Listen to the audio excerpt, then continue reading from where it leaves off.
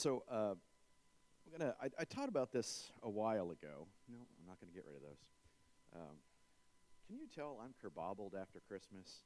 I had I had Christmas, and then I had to work, and then yesterday I truly did zilch, and then I was rushing to get stuff done last night, and I'm like, so forgive me.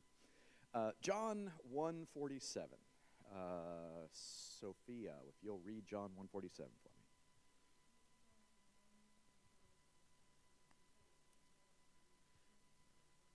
Is no guile. Does anybody here use the word guile anymore? Is it a common phrase for you? So guile was an attribute to be desired amongst the Greeks. The Greeks. Now, interestingly, Paul has some things to say about it. I think at one point he says the Cretians are all, they themselves say. This is quoting out of the book of Romans, as even they themselves say the Cretians are always liars. Okay, that's a phrase that was common in his day. It's a really bigoted phrase, I know, and yet there are some cultural stereotypes that have a basis, right? So I want you to know that in the Old Testament and the New Testament, lying is a sin. Lying is a sin. Deceit is a sin. The word guile means to practice cunning or deceit for one's advantage. All right? So, you ever have somebody try to con you? Yeah, I hate a con man. Hate a con man. It's just like they're disgusting. Do you know most con men don't think they're doing anything wrong? But con men think this is just how you get ahead in the world. You just are too dumb to know that this is how you get ahead in the world. You take advantage of somebody else's not being smart enough to figure out your con and doing something. On the other side, if they figure out your con, they're a jerk for figuring it out, and they're now your enemy. Right? Con men, confidence men. I want you to believe me. I want you to have confidence when I'm saying so that I take advantage of you. I take from you, I take advantage of you, I take things from you, or I gain some advantage and I undercut you. Guile was a desired trait amongst Greek authors.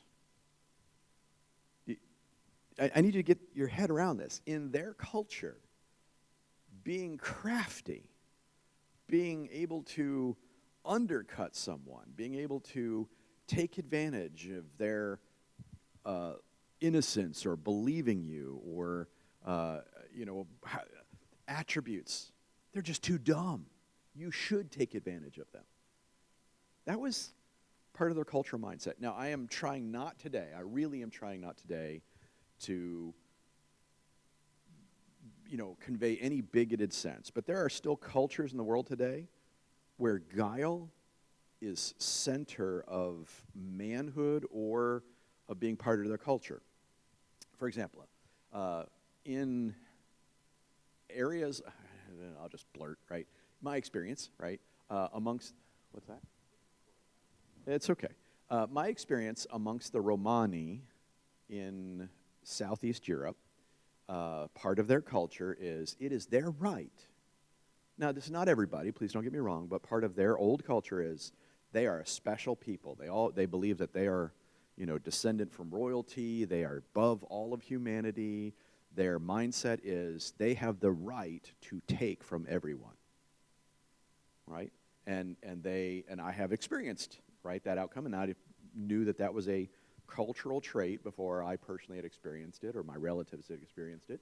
I've seen it in many cases. That doesn't mean that all Romani are evil, but there is a thing in their culture from history that because they see themselves better than everybody else, they have the right to, with guile or craftiness or sleight of hand, to take from anybody they wish to. And it's their right to take from you. It doesn't, in our culture, doesn't that really upset you? But in their culture, you not doing that means you're not a grown-up, you're not to be admired, you're not to be thought well of. So here, in Second Temple Judea, Jesus comes across this person named Nathaniel, and he makes this statement to him, which should jump out at you, right? Most people read this and they go, well, what does that mean? And we read Jesus saying to some of the Pharisees, he talks about them, and his, by the way, speaking of kids, I was just about to mention kids. The van's here. Oh, maybe his stomach's upset. Okay. Sorry, my youngest. He says to the Pharisees, so there he is right there. He says to the Pharisees, you say to your mother and your father, of your mother and father, it is a gift, and you take from them, right?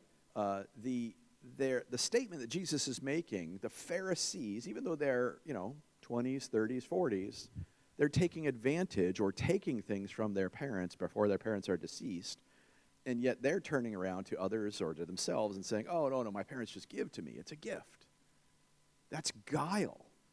That's deceit, not just of others, but of themselves. It was part of their culture amongst that subgroup that we should have guile. We should be crafty. We should use language. We should use the law. We should use all of our intellect in order to take advantage in every way possible. And so when Jesus comes to Nathanael and says, an Israelite indeed, in whom is no guile, his statement is counter to the expectation of a culture of how you get ahead, how you overcome. And in fact, it appears that Jesus' statement is a prophetic statement that of something he had seen in Nathanael being honest when he had the opportunity. That's a conjecture based on how he said it, but because he says this to Nathanael, whom he's not met before this moment in the flesh, he's telling Nathanael something that he couldn't know, and yet he does. So this statement, being a person of no guile, runs counter to their culture. I've been around salespeople or in sales for 33 years now. Do you like salespeople? Most people will go, no, I don't like salespeople. I don't mind most. In my personal opinion, sales should be a noble profession. All that selling is, all that every company is, in fact, all that every job is I'm here to solve your problem and do so in such a way that you will compensate me or my company for doing so. Every job that exists for one reason, to solve the other guy's problem. And if you can solve the same problem on scale, that's a company. Okay? Now, why don't we like salespeople? Because they're always looking for a little advantage. They're always like, you got to just take it from me. You got to buy it from me. I'm going to try to convince you even you don't need it, or I'm going to try to get some more money from you. You ever see, I just saw this on a car. It was like local dealer tax. It was like, I don't know, $600 or something. Do you know there's no such thing in law as a local dealer tax? That's literally the dealer just charging you $600 just because they can. Guile. That's guile. It's deceit to take advantage of someone. Jesus says to Nathanael, an Israelite indeed in whom is no guile. He is honest. He deals above board. The scripture tells us that if we make a promise, we fulfill it even if it's to our own hurt. Okay? That's opposite of Greco-Roman mentality, or even The Prince by Machiavelli, right? There's always a reason you can change your mind. Don't be afraid to make a promise because you can get out of it or not do it for any reason whatsoever. Machiavelli teaches that, right? That's guile, right? So when we look in some of the ancient Greek things, and I gave you the whole paragraph here. This is out of Book 10 of the Odyssey, or Scroll 10.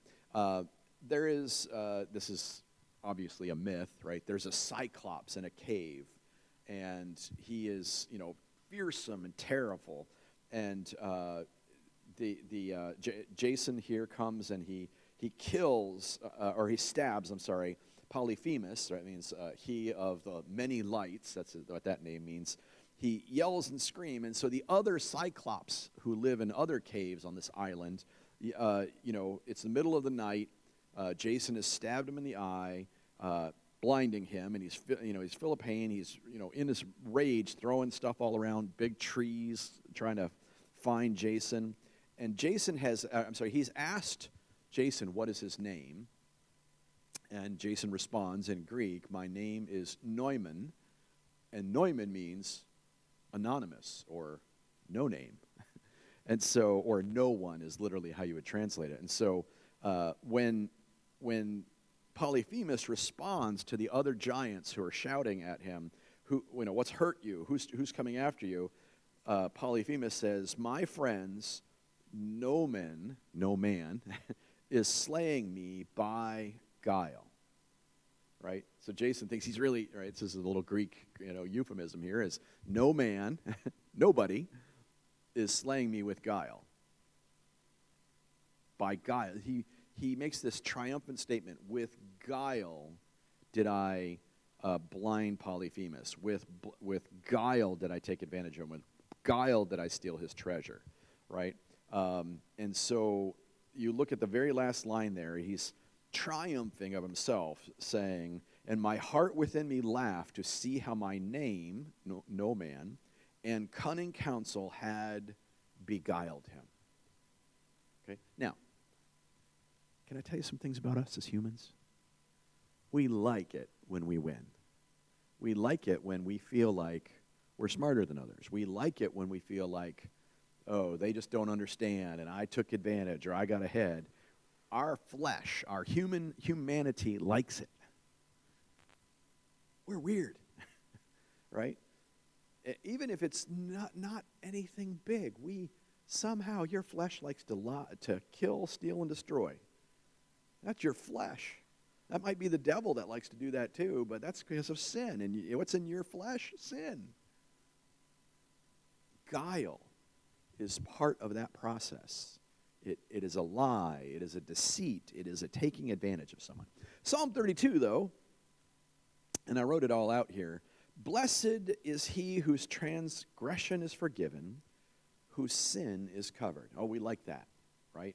Oh, my transgression. I broke the law. I'm forgiven, and my sin is covered. It's not there exposed to the world. But verse 2 says, "Blessed is the man to whom the Lord does not impute iniquity, and in whose spirit there is no deceit." And in the King James Version it says, "In whose spirit there is no guile."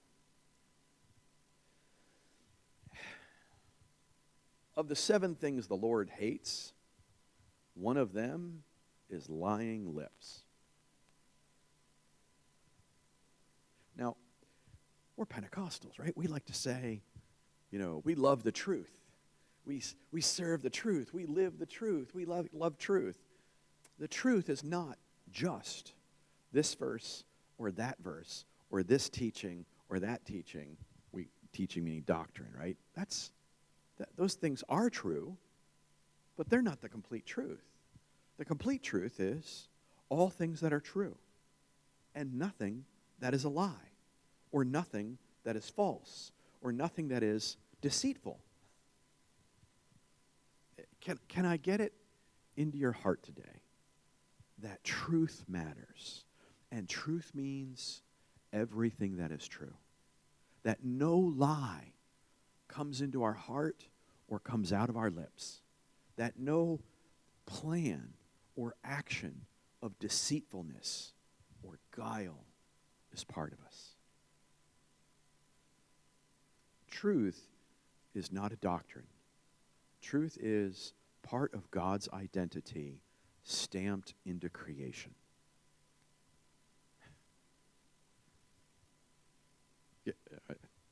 End of year. Telling the truth on your taxes. Oh, I don't like paying taxes. Me either. But God hates a lie. Now, can you take every opportunity to have something to not pay that taxes legally? Yes. But if you fudge the numbers, if you don't report this, if you lie about that, even if the IRS doesn't catch you, the judge of the universe says, I thought you said you loved the truth. Now, I drive way too fast. I do. I did it this morning on the way here.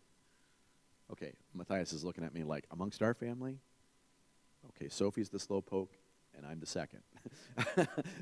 Oh, are you a leadfoot now? Oh, she's grown into a leadfoot. I didn't know that. I am the slowest amongst my family, apparently. Although Grace and David, I think they slowed down since they have a baby. Yeah, that's normal. Is he slow? Grace is not slow. So, my point there being is, I will freely admit it, and if I have gotten tickets, and if the officer says, you know why I pulled you over? I say the right thing, officer. You know why you pulled me over. You don't say because I was speeding, right? But I don't say, no, officer, I wasn't speeding, or no, officer, I couldn't have been. No, because I was. I really was. I used to drive to Houston twice a month, and there's not a single time I went there that I did not speed a lot. Got pulled over on the Texas-Louisiana border, and the police officer said, license registration? Yes, sir. He says, you know why I pulled you over? Yes, sir. That was it. At the end of it, he did give me a ticket. We lowered a little bit. He says, you were very polite. You told me the truth, and I appreciate that. You be safe. Now, that was nice. Could he have thrown the book at me? Yes. Should he have thrown the book at me? Doesn't matter. But if I lied to him? No.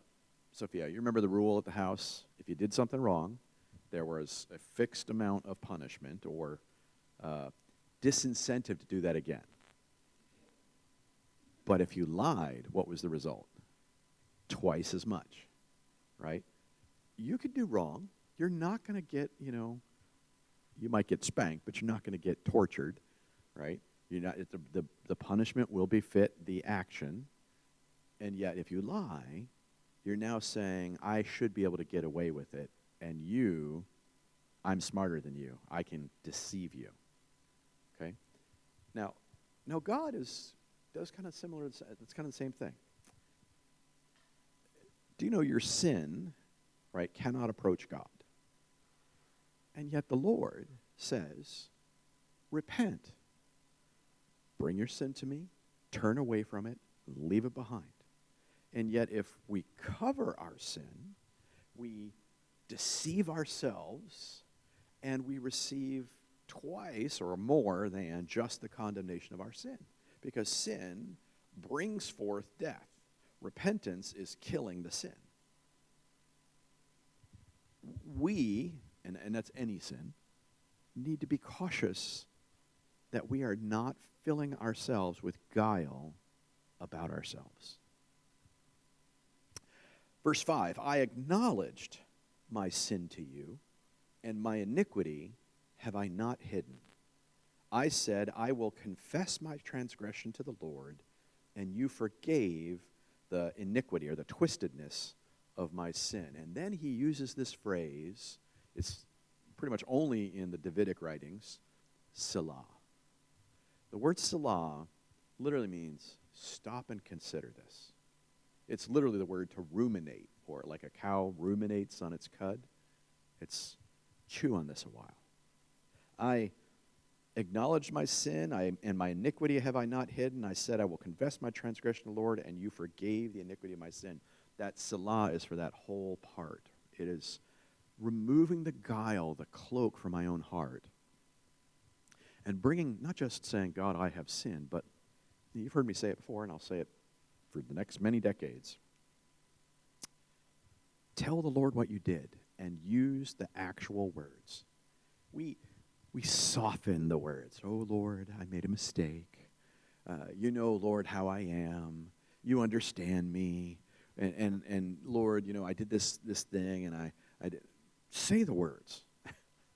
Lord, I lied. Lord, I cheated. Lord, I deceived. Lord, I stole from this. Lord, I didn't pay my taxes, and I, did blah, blah. Say the words. And even the really stuff we don't like to say. Call the sin what it's called. Tell the Lord.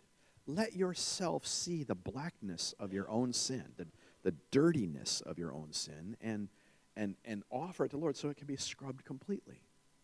Don't let guile enter your heart about yourself. Okay? For everyone who is godly shall pray to you in a time that when you may be found, surely in a flood of great waters, they shall not come near him. The floods shall not come near him. You are my hiding place. You shall preserve me from trouble. You shall surround me with songs of deliverance. And then think about that too, he says. Do not be like the horse or the mule, speaking to us as people. I will instruct you and teach you in the way you should go. I will guide you with my eye. Now the Lord is speaking directly, right? Do not be like the horse or the mule, which have no understanding, which must be harnessed with a bit and bridle, else they will not come near you. That you gotta, you know, people like that. They're gonna do their thing, and they're gonna disobey, and they're gonna, be lazy, or they're gonna, try to get around stuff, or that's guile. That's guile. That's guile. Many sorrows shall be to the wicked, but he who trusts in the Lord, mercy shall surround him. In this case, that trust in the Lord is, I deserve punishment, but I'm going to trust him such that I will bring the thing that I deserve punishment for to him, and mercy shall surround me. I'm not trying to, with guile, come before the Lord or hang out. I'm going to approach him and bring it forward to him openly. Be glad in the Lord and rejoice, you righteous, and shout for joy, all ye upright in heart. If you'll flip to the back, we're going to use the phrases here. In the Hebrew, and I don't read Hebrew, so this is out of Strong's Concordance, the transliterated way to say this in Hebrew is Remiyah. Did I do okay, Audric? Audric said two. You don't know? All right. Remiyah. Yeah. And you can see the meanings or the ways in which it is translated. Most of the time it is translated as deceitful or deceitfully or deceit. It is also translated as sloth. Now, I need to tell you something. I have had this phrase. It's a little bit too, the language of it, I try to do alliteration with L's, right? There are three things that I always see, at least two of them together, and usually the third shows up at some point. And I despise it when I see it in people, right? It's three things. The first is laziness. Laziness is stealing from somebody else by your inaction. Okay? It's, I'm not going to do, somebody else should. I don't feel like going out and working for my food. Well, you're saying somebody else should, so you can take from them. That's laziness. Or, please don't hurt me with this. I'm just going to drop my socks here because it's, midnight and it's dark and I don't know where the hamper is, and I see them in the morning, I'm like, yeah, I'll get to them later. That's kind of laziness. Do I do that? Yes, I do. There's socks right under my nightstand right now. Okay, not in the middle of the floor, yes, but you know what I mean, right? Laziness. I don't have to. That's not my job, right? The second is lying. I can't stand lying. Lying is, I'm not going to tell you the truth because you don't deserve it, or I am trying to take advantage of you. Right? Even little kids do this. You don't have to teach a kid how to lie. Right? Laziness and lying. And the third, and I had to have another L, is larceny. That's theft. Now, there's the weird thing about people. You'll never see one alone. You'll always see at least two in a person. So if you see one, look for one of the other two. Right? If they're lazy, look for lying or larceny. If they're a thief, look for laziness or lying. If they're lying, look for laziness or larceny. Right? You're going to see this nature in a human being. So you'll notice sometimes around people, I'll be polite, I'll be nice, I'll be kind, and I'll be away. I have hired hundreds of people. I have managed hundreds of people. Any one of those three, you're toast. right? I'll call you out on it. I'll address it directly, and then I'm on alert. And if I see one of the other two or that one again, you are done. For example, I travel a lot for a living, always have. And people are always like, what about this or what about that? And or you got to get this done. You got your expense reports. Can you justify this? I'm like, certainly. Here's what I did when well, where's all your documentation? It's over there, or I didn't get a receipt. But if you think I'm stealing from you, fire me. I mean, that's my out and out. If I'm stealing from you, fire me. I've had plenty of sales reps that worked for me or under me that, they pad their expense account, and they get fired, right? I'm not a cheapskate, but don't rob. Because if you rob from me, you're going to rob from my customers, you're going to rob from the company. Right? Teddy Roosevelt, I think I said this a few weeks ago, there was a period of his life, his wife had died, his mother had died, so he bought a ranch out in the Dakotas and went out there and raised cattle and sheep. And one of his farmhands a sheep had come in, and he had collected it and brought it in, and Teddy was there. He hated the word Teddy, by the way. Theodore was there, and he saw this sheep, and it was, one of the nearby farms or ranches, and he asked, where did this sheep come from? And the rancher said, well, sometimes they just wander in and make themselves at home. And Teddy fired him on the spot. And his supervisor, cattle hand, asked him, why did you do that? And he said, if a man will steal for me, he will steal from me.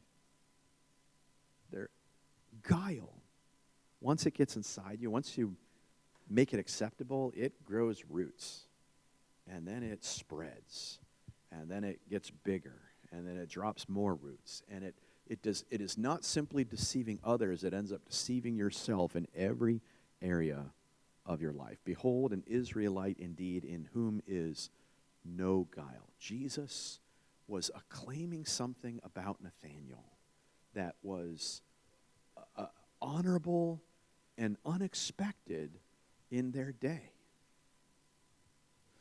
In the New Testament, the word is doulos. And there's another word very similar to that. They're not related. So if you ever hear doulos, speaking of service or glory, that's not related to this word. It truly is the word guile, with subterfuge and subtlety and craftiness. You are lying in order to take advantage of somebody else. Now, why am I saying so much on the lie here? Because truth does not need justification. It rarely needs explanation, right? A truth teller is useful in any room except a room full of crafty deceivers. I find it amazing. You ready for this? Do you know if you and I lied to Congress, or we lied to a judge, or we lied to the police, we can go to jail for that. But if you're a congressman and you lie, it's legal. It's allowed. Somebody way back in the past was crafty and filled with guile and figured out, I need to make sure it's legal for me to be and do the crafty, deceitful robbingness that I do. That's horrible. That is a culture created for toxicity. 99% politicians give that 1% a bad name. We like to, giggle at things like that, but we're supposed to look different and act different and be seen as different. I have a good friend. He lives here locally. He actually handles my IRA, right? He has a company that does that. And he and I are both nerds and whatnot, but there's something about him that every single person, when they talk about him professionally, say, man, he is an honest person. He just says what's true. He looks out for what's true. He's never trying to take advantage of anybody. And interestingly, right, he had a company, he grew it, and then the whatever brokerage that was over him, right, they wanted him to push a bunch of stuff. So what did he do? He dropped that brokerage, and he didn't take any of his clients because his agreement was not to. Now, they could have reached out to him and asked, but he told all of them, I can't take you as a client, right, for at least 2 years. And he started his business over again because the brokerage firm wanted him to push stuff that was not for the advantage of the people that said it was to their advantage. It was to their advantage because they got bigger fees, right? My point there being is honesty sometimes costs you. Lies will really, really cost you, right? If his reputation was ever, well, you know, he's going to do the thing that's the best for him, he wouldn't have built his business back up in 2 years from literally when he walked away from. His reputation as being a teller of truth, of dealing honestly for the people that trusted him, right, that hired him, right, was such that people that had money and people that didn't have money all came to him and said, I want you to take care of what little I have or all that I have, because he was an honest teller of truth. All truth. All truth. I'm not really preaching today, but I'm trying to get through to you that truth is not a doctrine. Truth is godlike. 2 + 2 = 4. That's truth. I believe truth, right? Alpha Centauri is the second nearest star. Our sun is the nearest, right? And so there's handouts right there on the chair. Alpha Centauri is the nearest star. It's a white dwarf star, right? That's truth. We need to embrace all truth, even when it's not convenient to us. One of the things I have as an advantage of, that's my new watch. It's not yet paired. My wife got me a new watch, so thank you, dear. I've worked in 37 countries. Now, I don't have to memorize the laws of all these countries. The only laws I have to know is if I am a Christian or a Christian minister, in my case, am I allowed to come in? And there's countries in the world, 57, which I am not allowed to come in, right? If I go in, I'll be arrested, and in many of them, it's a death penalty. I don't go, right? So, but in all the places I go, including nations that have a national religion that is not mine, I don't worry. Because there's some things about me that I truly believe that shape who I am. Number one, I'm going to tell the truth. Period. No matter what that truth is. Right?